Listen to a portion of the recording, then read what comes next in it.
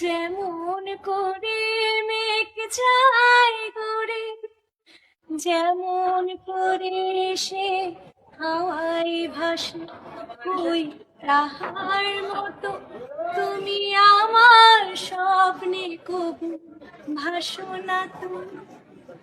ওলির কথা শুনে বকুল হাসে, ওই তাহার মতো তুমি আমার কথা শুনে হাসো না তো।